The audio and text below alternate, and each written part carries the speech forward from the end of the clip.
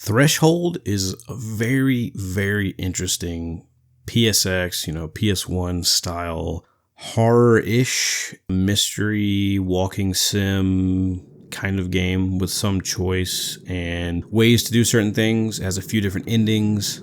It's really interesting. I actually saw it not that long ago, like maybe a few weeks ago. I contacted the developer. They got me in contact with their publisher.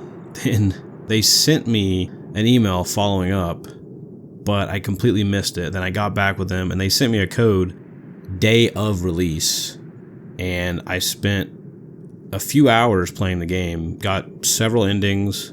It's such an intriguing thing. Obviously, I don't want to spoil anything. I don't want to explain or really show many spoilers. It's something that's really easy to do because of the nature of the game and it being a relatively short experience. I mean, like first playthrough I think was 90 minutes, so it was about an hour and a half, which is pretty good for what it is. It reminds me a lot of, at least visually, and the eeriness of it, of Eschaton, which I've reviewed on the channel. I'll have a link on the screen. And Buckshot Roulette, which is something I've thought about covering on the channel, and I think even was published by the same people who published this, which is Critical Reflex.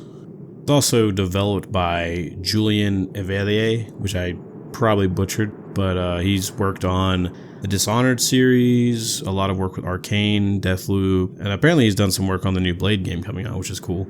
So, it's cool to see developers who are on the bigger side making these smaller, more personal indie projects. I think that's really cool, and this game does a lot of cool stuff. There's honestly parts of the game that I'm surprised even function properly near the end.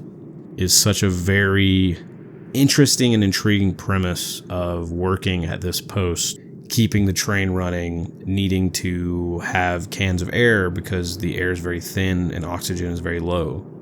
But when you bite into these cans of air, you're absolutely destroying your mouth. You just see the blood just drop. It's gross. And you're like, that's really messed up. And that's just one of the many super weird things. Even your partner, Mo, he is like so weird and eerie, and like every time he's always like running up to you when he comes back, and he's always very just odd. You're not sure if you can trust him. Powers that be are very weird, very different.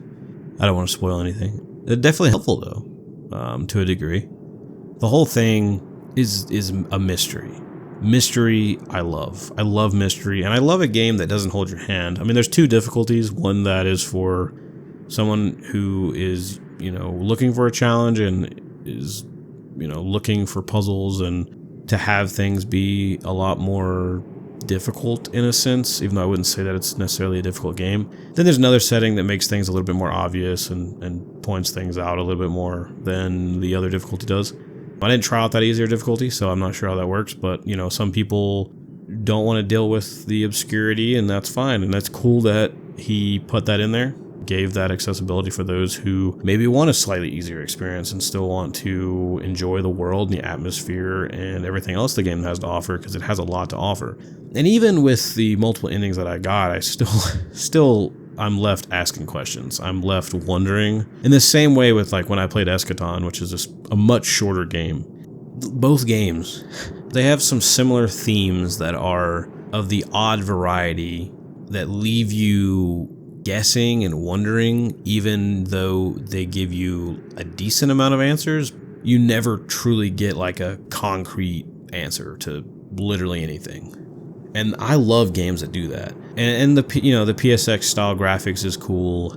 I think the whole premise is cool. It's one of those games that it's like having a job is like the goal, whether it's like Papers, Please. And it's kind of one of those things where you have a job, you're supposed to do that job, but you really need to deviate from that job to figure out what's going on. And, there's different circumstances for stuff. And it seems like, there's some variability, but I feel like there's aspects of things that I think could have been fleshed out a little bit more. Like there's certain things that you have to do, and there's certain scenarios that have to go down to reach the end of the game, except for like one ending is the only one that, from what I've seen, doesn't require a very specific thing. Even given that, there's a lot of things that you could or could not find that can alter the overall interpretation of what it is you're experiencing. At the very beginning of the game, you choose your country.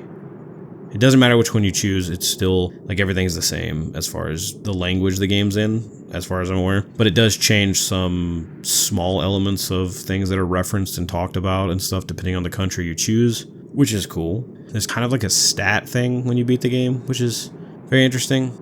I'm curious because I really want to play more. Like I said, I've played a few hours of it, and I feel like there's other things that I need to find. There's other things that I haven't quite found, or I don't have answers to certain things, and maybe those answers are never going to be found. Maybe those answers don't exist, but I'd like to attempt to find them because it's so cool. It's so cool. I absolutely love games like this, which is why I like Buckshot Roulette, which is why, even though I'm not a big fan of like Five Nights at Freddy's as a game, I really do like the lore and world building of those games because of similar reasons to this.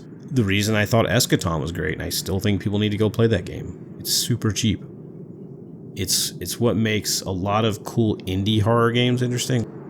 They're all very interesting in that way. Threshold is mind-boggling, crazy, fun experience that absolutely threw me for a loop and caught me off guard, and just, I was like, that's crazy. I mean, some of the reveals are like, what? And they're like, how does some of these things work? Like, what is that? I don't even understand. And that's what makes you keep coming back. I mean, I think that's what the longevity of the game is. I think that's what people are going to be interested in. I think that's why people are going to play it. I think it's the same publisher as Mouthwashing as well, and I know a lot of people have been playing that game, and it looks really good. I mean, Mouthwashing seems to have a similar thing of being a very weird world that you're existing in, and I think maybe if you like that game, play Threshold. If you like Eschaton, play Threshold. If you like Buckshot Roulette, or you like those weird indie horror kind of experiences, much love, much praise to all involved. Thank you very much for the key. Thank you for getting back with me, and thank you for the opportunity. I will try my best to buy and give away a copy of the game, so look for that. Thank you. I'll see you all later.